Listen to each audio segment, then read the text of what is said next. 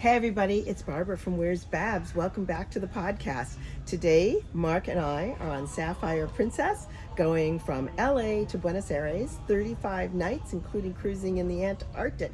And Mark and I met on board. He's also a solo traveler, and so we thought we'd share some tips for solo travelers. So Mark, why don't you tell us a little bit about yourself, and we'll get into the tips. Sure. My name is Mark. I'm originally from a small town in Maine, on the coast of Maine.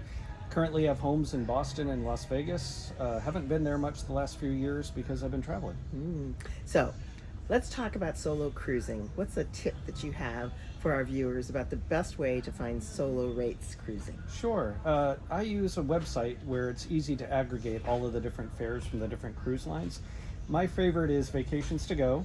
I'm with you. You can put in, a number of different criteria and search it by the length, by where you want to be, and then you can click solo fare, and then you can organize it by price, by length of the cruise, or even by the amount per day. Totally. Yep. Yeah, and that's important because normally solo cruisers, if you just go and look, they'd be double, 100%. Yeah. So if it was a $1,500 fare for two people, each person, you would pay the $3,000 as a solo traveler. So it's a really great site, and sorting it, you can look by date, you can look by cruise line, you can look by location, and really get down to what you're looking for. I think if you're flexible, you and I talked about this. Yep. If you're flexible, you can find some really good deals. So one of the tips I have is that you decide, you find something good, and that's where you're going on vacation, or that's where you're traveling. Yep. Or you look for where you want to go, and it kind of limits you a little bit more, but at least you can find something on a good deal. And then I book with the cruise line. Yes.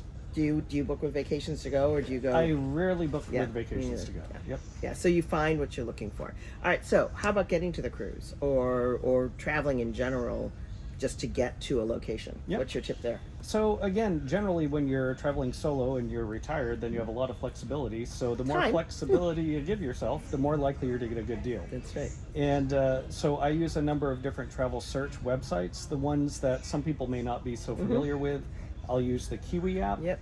And I'll put in very broad locations from point to point.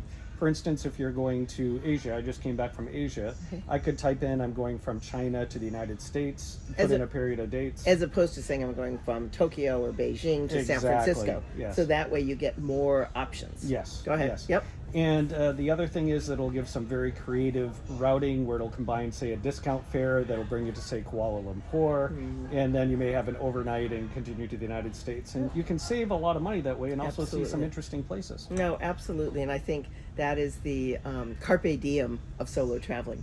Yes. We don't need or don't feel the need to have to get from LA to DC right away, or from DC to Europe. You could, Iceland has that deal, IcelandAir. Yes. So you fly through Iceland, you can stay as long as you like, and then they take you on to Europe. They're really great fares. Yeah. Out of the US and I don't know, probably out of Europe as well. So, but that flexibility Yep. really allows you to leverage your dollars and time. So like you had mentioned with using Vacations to Go to search for the cruise lines, I want to caution your viewers with Kiwi to generally not use them for booking because they'll add additional fees. And it's usually much better to book directly through the airlines or through another travel agent. And we do that for Vacations to Go or Kiwi, that you find what you want, and then you go to the carrier or the cruise line and book, or your friendly travel agent, whichever works for you. The other tip that we were talking about was if you're on an overnight or your flight. So oftentimes flights leave the U.S. for Europe or Asia very late, like 9:30 or 10 o'clock at night. There's an app called Resort Pass, and you can buy a day rate or hourly rate or half a day rate at locations near your airport or in the city that you're in, and that way you don't have to hang out at the airport for 8 hours. Like maybe you're flying from home to LA, and that was the cheapest flight. Yep. And then you end up in LA for 12 hours waiting for a 10 p.m. flight, right? Yep. So you can get this resort pass, you have access to the pool and the gym, and you have a room with a shower, and then you can leisurely go over, to the airport. You can find it as close or far from the airport as you want. You could look for ones with shuttles, that take you.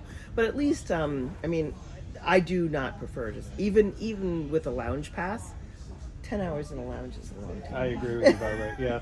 And another trick that we had discussed, as well as that lounge pass or the pass that you had mentioned, particularly in Asia, sometimes in Europe, but most of the major hotel chains in Asia, they will rent you the room during the day. Yeah. It doesn't show up on the American search engine, so you need to go directly to the website for the hotel. Yeah, and you can do that on Google and find the hotels you're interested in, and then look at the hotels, and it'll tell you. And it's very common, especially in Asia, that they have those available, and it's not like untoward. It's a very nice hotel, and it's a normal hotel, but because of their flight times and things, I think they really cater to a lot of overnight flights. Or people, and also people arriving early for a meeting and want to take a shower and get dressed for a meeting, you know, on business. Okay, anything else you want to share? Is there other... Oh gosh, there's so many different things that we could talk about, but... Was there a secret on the ship, on Sapphire? You know, we were just talking about secret places, so I Googled the different secret places, and we were talking about that there's a little, they call it the wake bar here on the Sapphire Princess. Yes. And we were thinking about checking it out, but I'm not sure if it's open, but supposedly it's this little nook, and you go down and very few people know about it.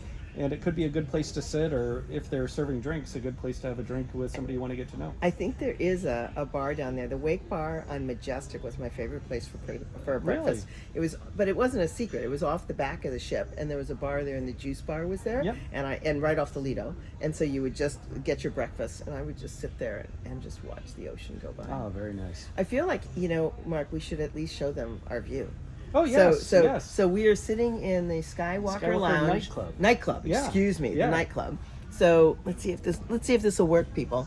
So that is the front of the ship, and the pool is over there, and obviously the satellite dishes and things like that. And that's the bridge sticking out to the left.